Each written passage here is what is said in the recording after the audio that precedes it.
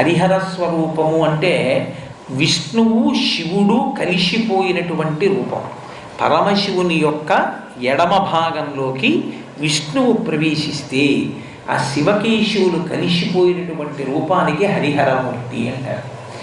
కాబట్టి అమ్మవారి కన్నా ముందు పరమశివుడిలో సగ భాగాన్ని సంపాదించుకున్నవారు శ్రీ మహావిష్ణువు.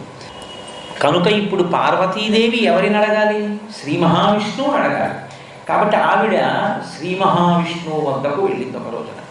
ఆయన దగ్గరకు వెళ్ళడానికి ఆయన ఏం పరాయివాడు ఏం కాడు. ఆయన ఆవిడకి అన్నగారు నారాయణ నారాయణి. మీరు కంచి వెళితే కంచిలో ఏకాంబరేశ్వర లింగాన్ని దర్శనం చేయడానికి మీరు లోపలికి వెళుతున్నప్పుడు ఎదురుగుండా ఉన్నటువంటి స్తంభాలలో 2 మూర్తులు ఉంటాయి.